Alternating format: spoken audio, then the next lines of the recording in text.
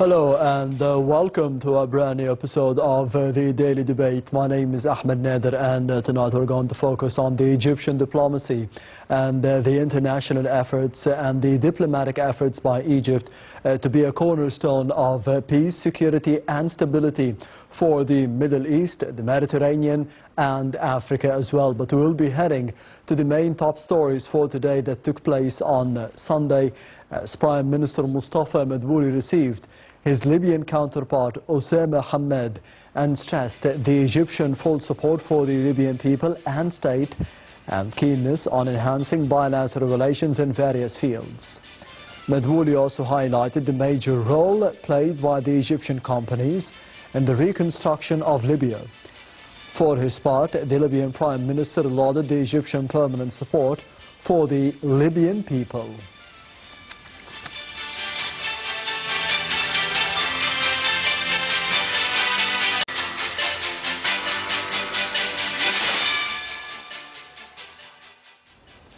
Meanwhile, Foreign Minister Abdel met with the deputy of the head of the Libyan Presidential Council, Musa Al-Kouni, in Rwanda's capital, where he is participating in the swearing-in ceremony of Rwandan President Paul Kagame. The Foreign Minister assured the Egyptian stance that supports the Libyan solution. He also highlighted that Egypt supports the national Libyan institutions' efforts to reach a comprehensive deal to hold the presidential and the parliamentary elections as soon as possible under a unified government.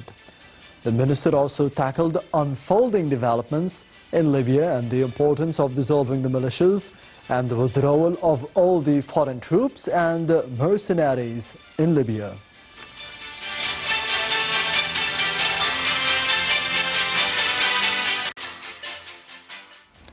And still with Foreign Minister Dr. Abdel, but on the Sudanese crisis, as the Foreign Minister Abdel stressed Egypt's continued role in helping the Sudanese people to overcome the current crisis and in supporting Sudan's unity and territorial sovereignty.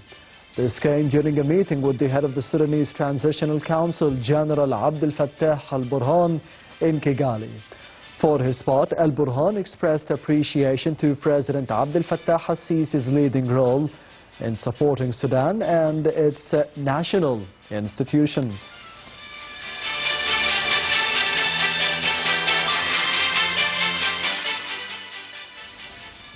On the sidelines of Rwanda's president's swearing-in ceremony, Foreign Minister Abdel also met on Sunday with Kenya's President William Ruto. During the meeting, Abdel conveyed a message from President Abdel Fattah al-Sisi to the Kenyan counterpart. The message congratulated Kenya on forming a new cabinet on the 8th of August. The foreign minister expressed Egypt's appreciation to the bilateral relations with Kenya as he invited the Kenyan president to visit Egypt. Abdel also hailed the Kenyan mediating efforts in South Sudan, as well as the important role played by Kenya to boost stability in the East African region.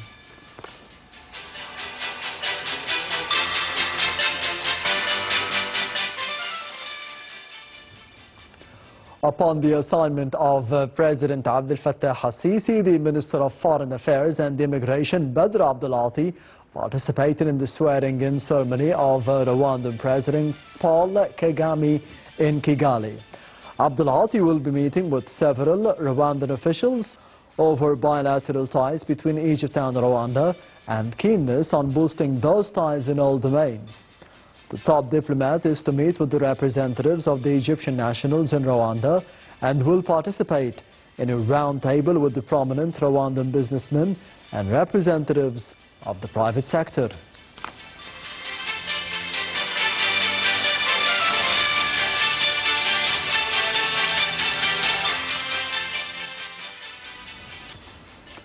We will be heading to the first report of the Daily Debate for tonight, focusing on the presidential activities of His Excellency President Abdel Fattah al-Sisi over the past week. Stay tuned.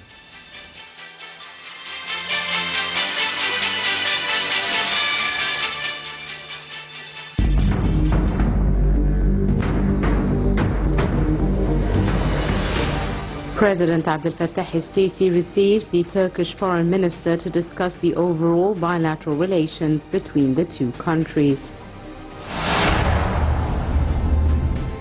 President Abdel al-Sisi holds a phone call with King Abdullah II of Jordan, during which they discuss the regional situation, especially in the Gaza Strip.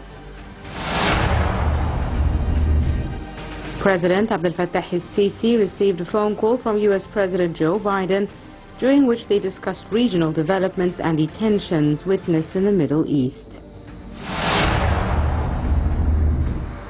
President Abdel al-Sisi follows up on efforts to implement the National Strategy for Industry and stresses the priority of the industry file and achieving urgent advancement thereof. President Abdel al-Sisi holds a phone call with Keir Starmer, the Prime Minister of the United Kingdom.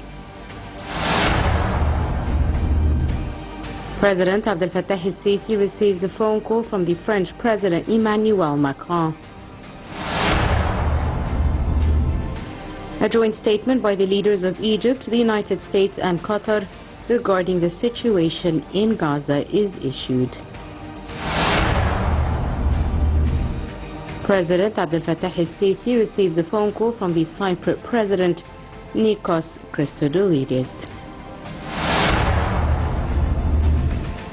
President Abdel al-Sisi congratulated the Egyptian champions in the Paris 2024 Olympics on his official Facebook page.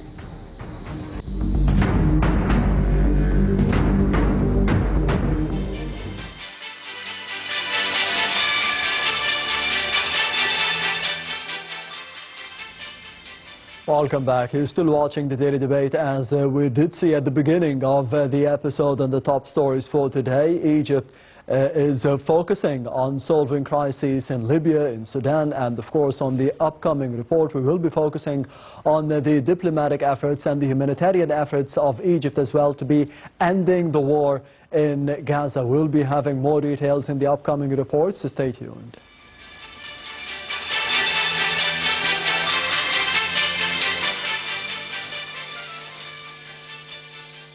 It is time to bring immediate relief both to the long-suffering people of Gaza as well as the long-suffering hostages and their families. The time has come to conclude the ceasefire and hostages and detainees release deal. The joint statement of Egypt, Qatar and the United States underscored that the three countries and their negotiating teams have worked over many months to forge a framework agreement that is now on the table with only the details of implementation left to conclude. This agreement is based on the principles as outlined by President Biden on May 31, 2024 and endorsed by UN Security Council Resolution 2735. The statement adds that there is no further time to waste nor excuses from any party for further delay. It is time to release hostages, begin the ceasefire, and implement this agreement. The two sides are to resume urgent discussions on Thursday, August 15th in Doha or Cairo to close all remaining gaps and commence implementation of the deal without further delay. Meanwhile, President Abdel al-Sisi stressed to his French counterpart Emmanuel Macron in a phone call the importance of concerted international efforts to advance a ceasefire agreement in Gaza, as the continuation of the war in the Strip is the basis of the current escalation in the region. President Sisi tackled the country's intensive communications with all parties to halt the regional escalation, which risks sparking a widespread confrontation. In addition, he emphasized the international community's responsibility to address the root causes of the conflict by establishing an independent Palestinian state and implementing the two-state solution. For his side, the French president expressed deep appreciation for Egypt's relentless and genuine efforts in addressing the situation since the start of the crisis. The two presidents emphasized the necessity of delivering humanitarian aid in adequate amounts to all areas of Gaza Strip and ensuring that access to aid remains unaffected by regional developments. Moreover, Sisi emphasized in a telephone call with Prime Minister of the United Kingdom granting access to humanitarian aid to the people of Gaza, alleviating their suffering and advancing a political path based on the two-state solution. President Sisi reviewed Egypt's efforts to end the war in Gaza Strip and exchange captives. For his part, the British Prime Minister affirmed his commitment to maintaining intensive coordination with Egypt to ensure regional security and stability.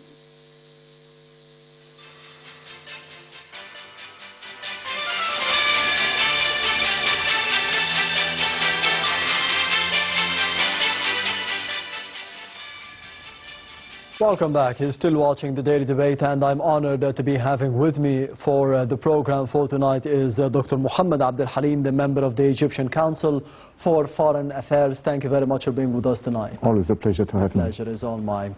We have seen at the beginning of the report a number of top stories, and of course the report that was aired as well. The diplomatic efforts of Egypt to be solving the crises all over the region, in Sudan, in Libya, in Palestine and in Gaza more recently. How do you see the diplomatic efforts to be ending the war, especially after the statement that was issued by President Abdel al-Sisi, as well as the presidents from the United States and the Emir of Qatar? Yeah, well, let's begin with the joint statement. You know, I mean, the sort of, the very much crucial and interesting sort of joint statement, the declaration, yes, that was to be, you know, I mean, publicized, you know, I mean, inaugurating and, you know, introducing a summit that will be perhaps during the 15th of this month, perhaps next Wednesday or you know, or the Thursday, to be held either in Cairo or in Doha, more often than not in Cairo, I would say. I mean, well, I mean, it comes at a very crucial moment, particularly, you know, I mean, when the sort of the struggle between both sides, the Palestinian on one hand and the Israeli on the other, yes, would come to the fore, you know, I mean, consummating a large number of deaths actually on the scene and mass massacre deaths, as much as the very much, you know, heartbreaking sort of episode of killing around 100, you know, I mean, figures, innocent ones, I would say, while kneeling and praying to God at Al-Fajr prayer. Yeah, a sort of a very much sad episode, actually, that would, you know, break all the tears and all the hearts, actually, of almost all, even the non-Muslims and the non-Arabs all over the world. A sort of a mass massacre death that would initiate Joe Biden, the president of the American administration, actually, to call Benjamin Netanyahu in the first instance in a phone call through, you know, I mean, around half an hour, reprimanding him more often than not for his own obstinacy, for his own, you know, I mean, putting obstacles and impediments within the road peace or the road of initiation and negotiation, not intending actually to implement a sort of an agenda around which almost all the tussling forces and parties would come to a consensus of opinion. And once he did, you know, I mean, finish his own phone call with Benjamin Netanyahu, that is Joe Biden outside, yes, he immediately, I mean, phoned King Abdullah of Jordan, Prince Tamim of Doha, of Qatar, and ending with, you know, I mean, the most respectable and the most authenticated and the most distinguished authority actually to deal with, you know, I mean, harsh situations and problematic issues actually in the Middle East.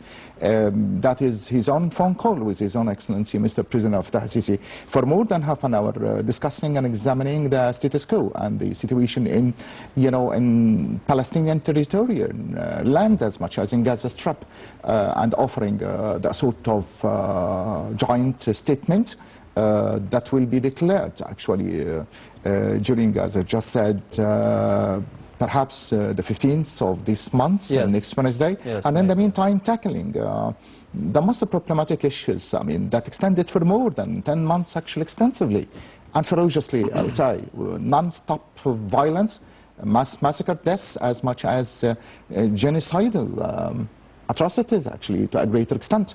non-stopping ones for that sort of extended period of time, leaving sabotage and devastation and culmination of, absolute sense of demolition on a large scale for both figures and buildings and even mosques and youngsters, for babes, newly born ones, as much as women and elderly figures, the whole situation was a dire one indeed, giving rise to the supreme invitation on the part of the American administration, as being represented by Joe Biden, to try to put an end for it and finding a sort of a solace, a sort of consolation, a sort of way to negotiation actually with His Own Excellency Mr. President Abdel al-Sisi. Perhaps the first demand of which was a ceasefire, of course. The long, perpetual sort of song that would end in calamities on the part of the Israeli side. It was a non-stop one indeed. And to a great extent, almost all the attempts on the part of the other European parties came to no avail. But Joe Biden would insist this time actually to stop it, to have a permanent ceasefire, and in the meantime exchange the hostages and setting and free, let me say, release the detainees actually once for good, yes, as much as in the meantime starting a sort of negotiation to let both parties to sit and talk and discuss and examine the ways and means through the aid of which both of which actually would reach to, at the end of the day, to a consensus of opinion. And in the meantime, I think that Mr. President of the Sisi actually would insist in this sort of joint statement on one perpetual sort of thematic concern, which is, the establishment of the Palestinian state headed by the Eastern Jerusalem, and the withdrawal of almost all the Jewish troops to the borderlines of the 4th of July 1967.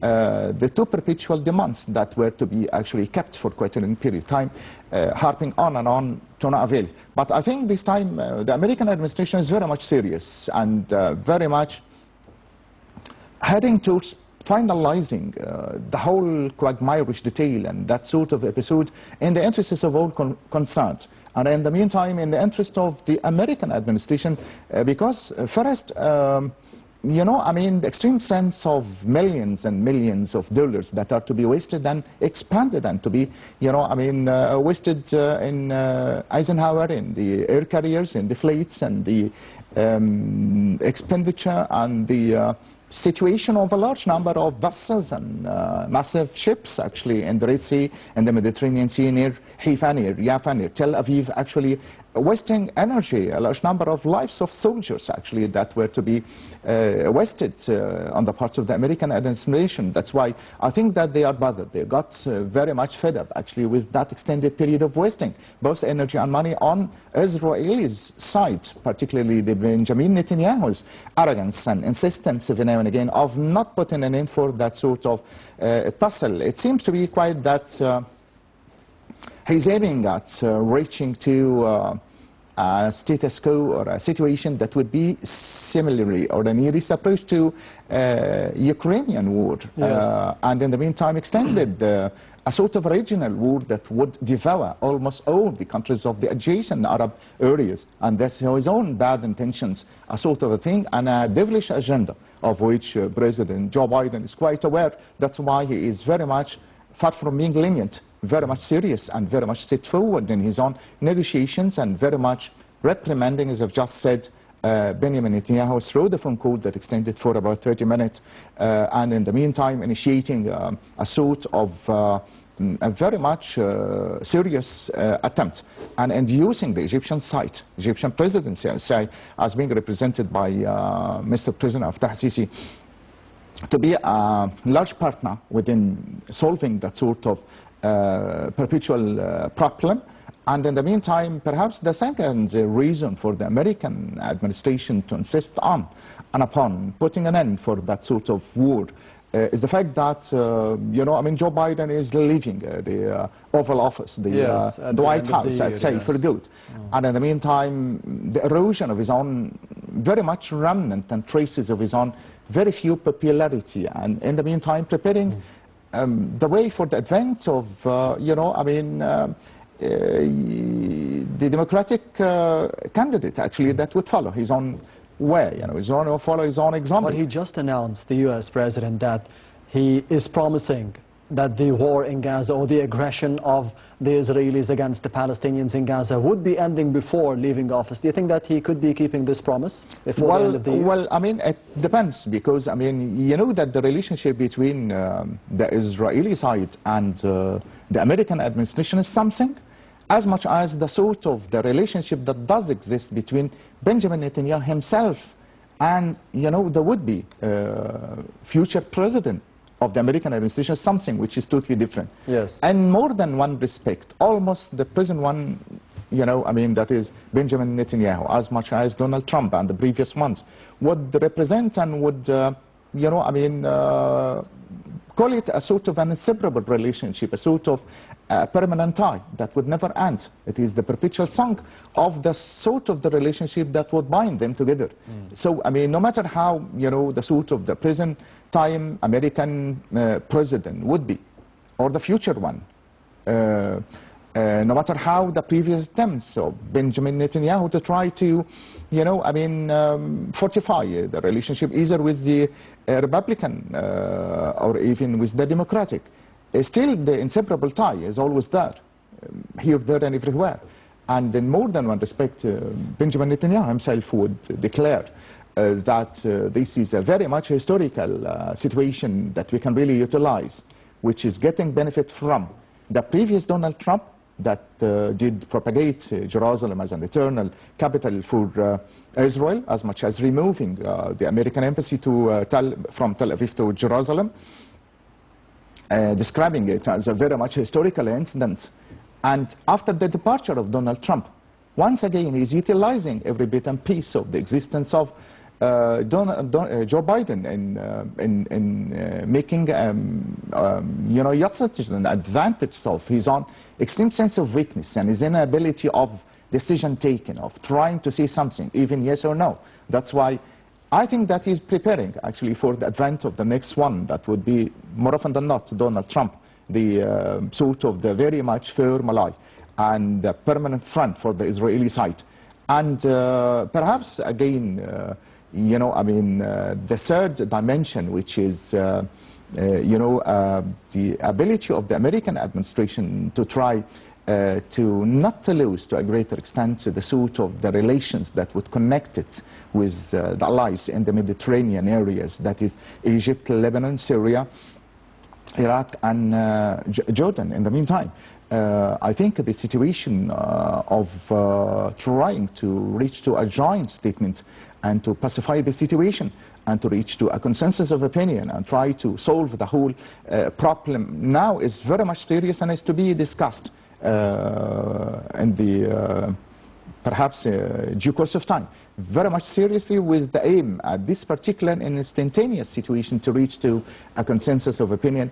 Well, I wouldn't say in the interests of the Middle East, nor even in the interests of the Palestinians or the Gazas, but actually in the interests of the American administration, the sort of the administration that is very much fed up with the furious interiors of Benjamin Netanyahu, and his own wasting of almost all the aspirations and all the dreams to reaching to a sort of settlement and a reaching point or a meeting point to a peace road or an initiative road towards,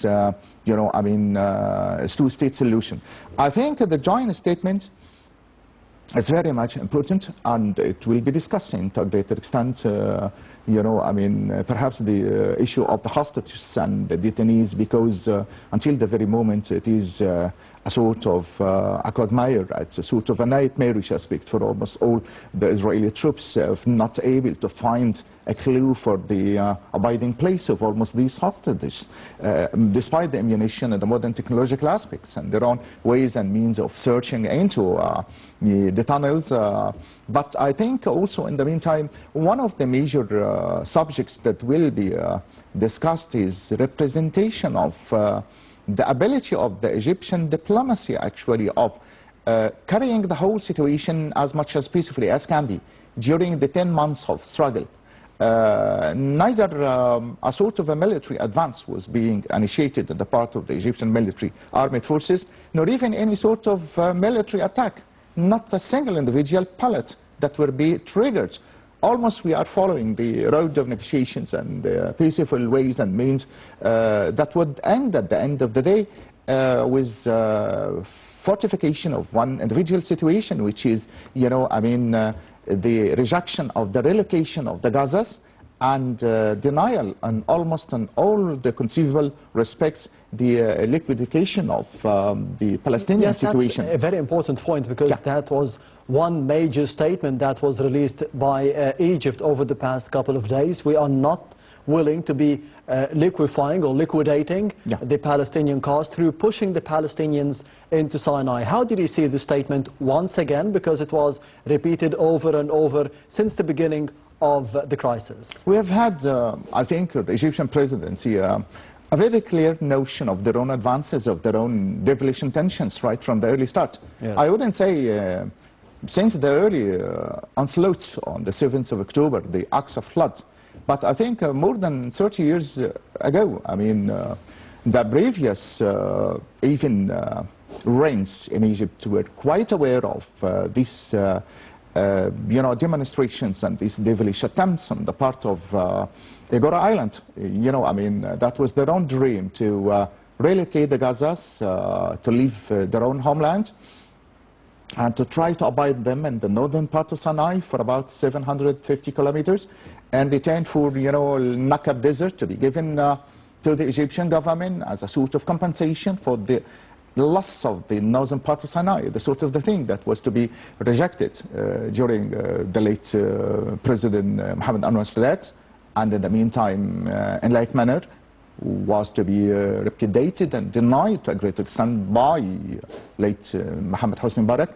But I think once, the Muslim Brotherhood won, that extended for just one full year, was the only one who would endorse and accept that sort of devilish intention of abiding the Gazas into the northern part of Sinai, only to be, rejected and denied by the advent of Mr. Prisoner Fattah Sisi to the scene, to reject almost all these, accusations and all these demonic facts to a great extent, and putting an end for almost all their own dreams of trying to utilize the northern part of Sinai and to occupy it again. Again and again, actually, when they would insist during the course of the Al-Aqsa flood of relocating the Gazas actually again to the same place, it was to be denied. And our own situation was very much clear and straightforward. We did open Rafah crossing as much as, Karma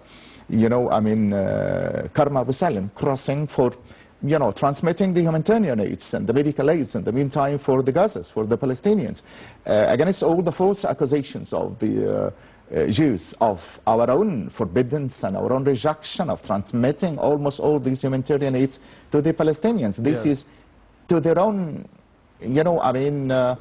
false understanding and their own false imaginative concept, actually. Our own stance is very much clear for almost all the world, and even for the Western world. A large number of the humanitarian aids, even where that would come from either America or the Western European countries, actually would be transmitted through Karma Abu Salim as much as, Rafah crossing, without the least rejection on our own part. So, their own attempts would come to, an extreme sense of failure. Once we insist on our own humanitarian aid and our own situation and our own stance, well, that was very much clear during 40 years of not interfering within their own internal affairs, just intermediating actually to prepare them for their own liberation, for the establishment of their own individual sort of land, of their own country, of their own life, the sort of the thing that would end with the two-state solution, of which the Egyptian presidency is very much, insisting every now and again. And in the meantime, I think this is one of the major topics that will be represented in the joint statement nowadays. Yes, Doctor, you mentioned a very important point, which is Egypt is always mediating in terms of ending the crises and the conflicts all over the region. We'll be having the other report and the second report of the daily debate for tonight, focusing on this important topic and the mediation efforts of Egypt to be ending the conflicts all over the region. We'll be having more details in the upcoming reports, so stay tuned.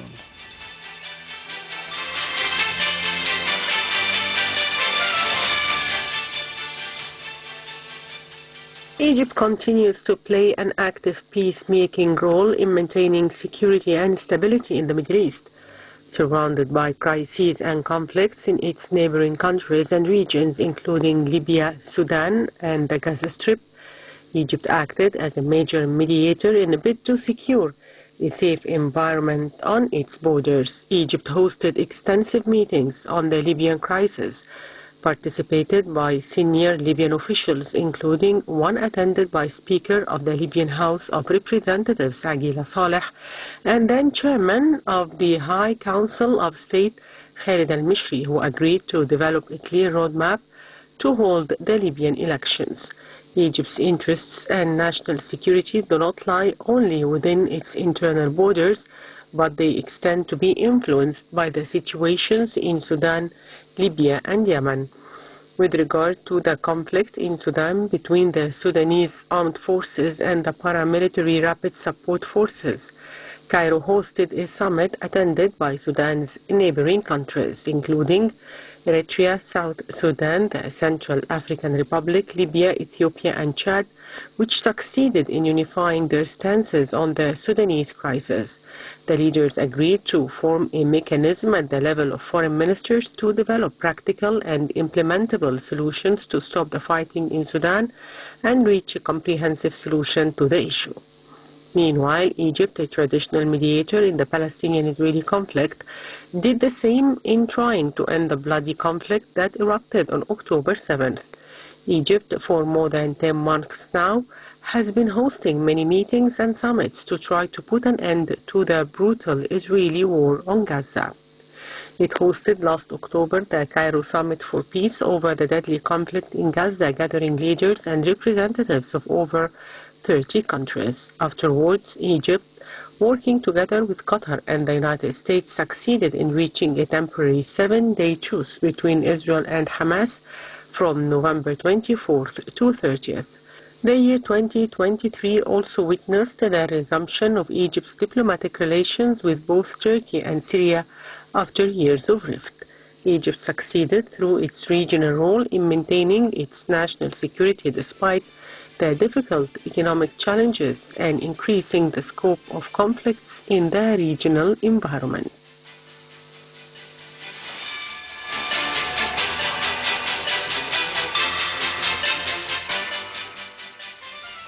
Welcome back. You're still watching the Daily Debate, and I'm honored to be having with me over the program for tonight Dr. Mohamed Abdel Halim, the member of the Egyptian Council for Foreign Affairs. Thank you very much for being with us once again. We were speaking before the report about Gaza and the diplomatic efforts and the humanitarian efforts by Egypt over the past 300 days, over the past 10 months, to be alleviating the suffering of the Palestinians and, of course, ending the war and getting to a ceasefire between Hamas and Israel, or, of course, the aggression that is taking place by the Israelis against the innocent Palestinians. On the other hand, we have other issues in the Middle East, other issues in the Arab world, and other issues in Africa, and all of this is represented in the crisis in Sudan. How did you see the Egyptian state dealing with the crisis and the conflict in Sudan? Yeah, that's right. I mean, our own efforts did not restricted actually the Gaza Strip since quite a long period of time, but actually it would extend to the African, continent. Yes. A sort of a rule that was to be deeply rooted during the 60s, actually, during the late President Gamal Abdel Nasser, actually. We have had very strong ties with African countries, but unfortunately, that sort of consulatic ties and diplomatic relations and state relations came to a stoppage, as they came to a halt during the late President Mohamed Hosni Mubarak for the suit of the assassination that did occur at Addis Ababa, actually at 1993. But to our own understanding, it came to the top of success during the advance of or the coming of Mr. President Fattah al-Sisi. Once again, we started assuming and enhancing the bilateral relations and multifarious relations with the African states, with Nigeria, with a large number of you know, the African states, but in the meantime reaching to Sudan, you know, I mean, they're very much problematic country. I mean, you know, casting a very, you know, I mean, grey shadow, particularly when the Renaissance Dam was to be erected in Ethiopia. Yes. And the very much several attempts on the part of the Egyptian presidency to tackle the peaceful routes of negotiations.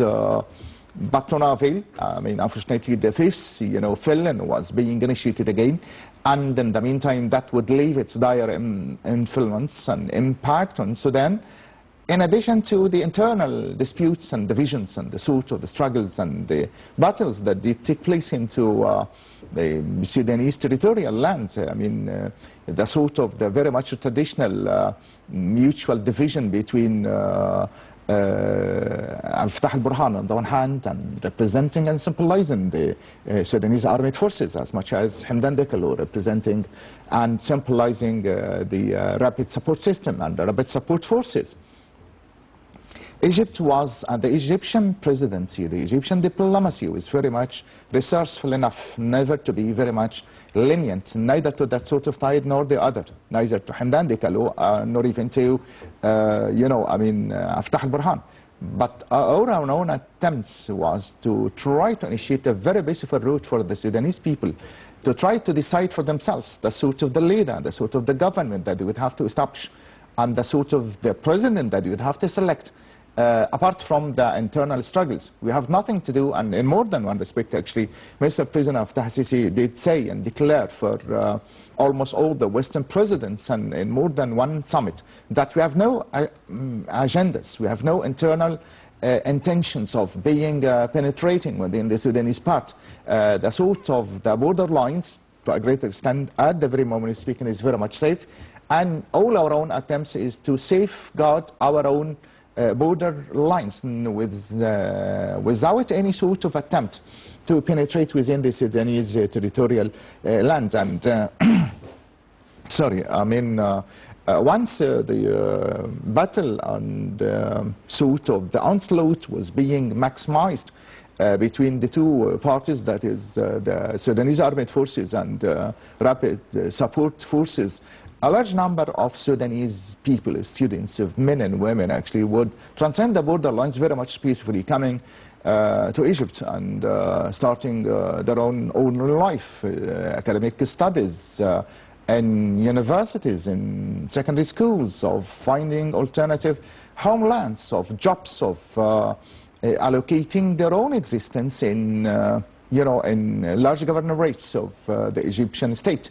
and leading as much as the Syrians before a very much sort of peaceful life, as much as an individual indigenous Egyptian citizen is. And this is a clear indication for almost the whole world that we have no any other devilish intentions of doing something bad into the Sudanese Egyptian border lines. But we had always been there, you know, I mean, in more than one military maneuver between the Sudanese armed forces and the Egyptian ones, actually, at one time, just by way of defending our own border lines without the least attempt or even, you know, I mean, possibility of doing something more than that. In addition to Sudan, also we have had a large number of negotiations with the Libyan state. Yes. We have had Palermo, we have had Sukhairat, we have had a large number of meetings and summits. Today we had a meeting between Prime Minister Dr. Mustafa Madbouli and his Libyan counterpart Osama Hamed. How did you see the importance? Well, this is very much important. It's a continuation actually, and as it was to be propagated by Dr. Mustafa Madbouli today, that Aqila Saleh, you know, as much as Khalifa al-Qasim Haftar, those two most dominant figures and the supreme controllers of almost all the aspects of the Libyan citizens would have to sit and to can examine their own needs with a view of reaching to also establishing a new government and of selecting another sort of leader, because the case in Libya is very much different. You know, it's being very much colonized to a great extent. All the Western empires and all the Western countries, the United States of America, France, Germany, United Kingdom, they have had keeping an eye on the Libyan territorial and as much as on their own oil. and this would cause a great deal of problem, because once all the negotiations would come to a consensus of opinion reaching to Tripoli, the problem here arises and disputes would start again, and the militias and the sort of the tribal divisions would come to the fore without the least ability actually to make a sort of a peaceful election, either presidential or governmental. That's why, I mean, I think that Dr. Mustafa Madboul is today initiation to his own Libyan counterpart was to try to sit and to select almost all the issues away from the hidden agendas of almost all these colonizing countries, of all these imperialistic attitudes on the part of the other foreign countries.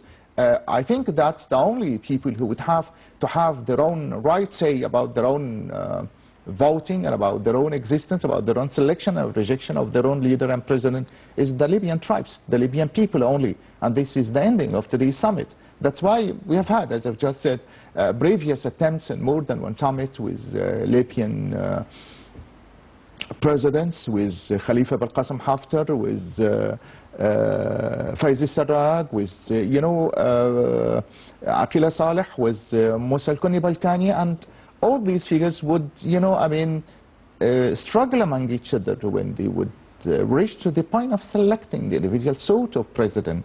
That's why I think that the Libyan problem would be solved from within, not from without. If they would insist on sitting and talking with each other, among one another, of selecting one individual sort of president that would govern the whole Libyan territorial land as much as peacefully and democratically, here, the problem would be solved.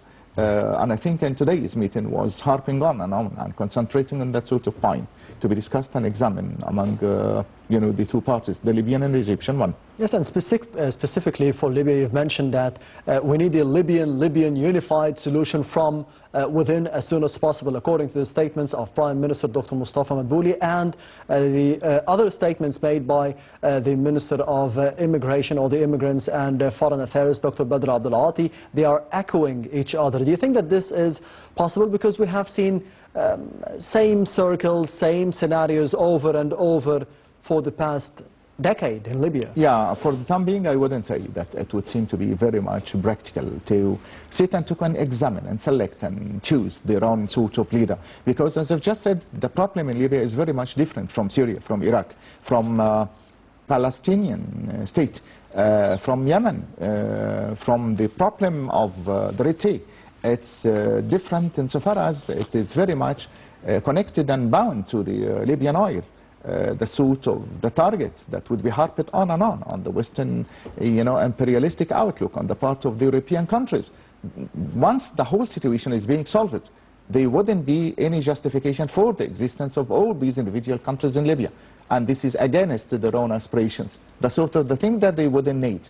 All that we'd need is just initiate and protract and prolong the amount of struggle, the extreme sense of division among the tribal intentions, as much as can be, initiating differentiations and different looks and obstacles as much as hindrances among all these, diplomatic, Libyan figures, just by way of extending their own existence in there, and in the meantime, just by way of benefiting from the Libyan oil, I would say. This is their own agenda, which is very much clear to almost all the viewers and almost all the countries, I would say. Yes, Dr. Mohamed Abdel Halim, the member of the Egyptian Council for Foreign Affairs. Thank you very much for being with us tonight on the Daily Debate. Always a pleasure. Anytime. And this brings us to the end of the Daily Debate for tonight. Thank you for watching, and goodbye.